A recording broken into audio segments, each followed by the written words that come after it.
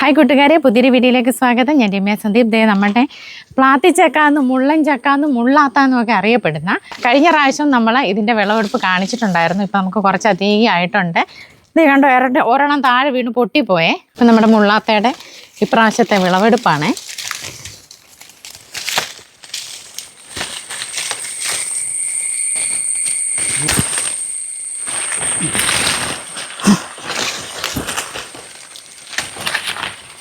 ഇങ്ങനെ എടുക്കാവാണ്. വേണ്ടേ, ഇതും പഴുത്തിരിക്കുക കേട്ടാ. ഞാൻ അടുത്ത എടുക്കാം.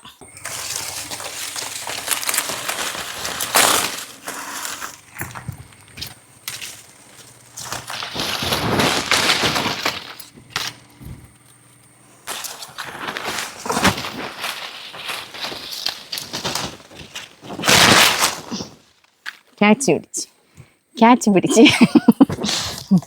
ഇപ്രാവശ്യം ഇത്രയും വിളവ് നമുക്ക് മുള്ളാത്ത കിട്ടിയിട്ടുണ്ട്. ഇനിയും പറിക്കാൻ നിൽപ്പുണ്ട്. അപ്പോൾ ഒന്നിച്ച് നമ്മൾ ഇത്ര എടുത്തത്. അപ്പോൾ ഇതിൻ്റെ ഒരു ടേസ്റ്റ് എന്ന് പറഞ്ഞാൽ പുളിയും കുറച്ച് ചെറിയ ഉപ്പ് പോലെയും മധുരവും കൂടെ ഉള്ളതാണ്.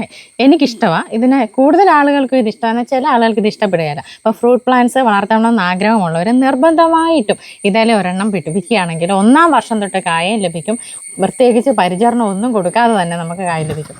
കണ്ടോ, ഇത്രയും നമുക്ക് ഇപ്രാവശ്യം കിട്ടിയിട്ടുള്ളതാണ്. അപ്പോൾ ഓരോ വർഷത്തെയും വിളവെടുപ്പിന് ശേഷം ഒന്ന് പ്രൂൺ ചെയ്ത് വിടുവാണെങ്കിൽ അങ്ങ് ഒരുപാട് ഉയരത്തിൽ പോകാതെ ചെടി പന്തലിച്ച് കിട്ടുകയും ചെയ്യും. അപ്പം മഴക്കാലത്ത് ഇനി ഫ്രൂട്ട് പ്ലാന്റ്സ് വെക്കുന്ന സമയമാണ്. നിങ്ങൾ ഫ്രൂട്ട് പ്ലാന്റ്സ് വെക്കുന്ന കൂട്ടത്തിൽ ഇതും വാങ്ങിച്ച് വെക്കുക. അപ്പോൾ ഇന്നത്തെ വീഡിയോ നിങ്ങൾക്ക് എല്ലാവർക്കും ഇഷ്ടപ്പെട്ടെന്ന് വിശ്വസിക്കുന്നു. മറ്റൊരു വീഡിയോയുമായി വീണ്ടും കാണാം. നന്ദി.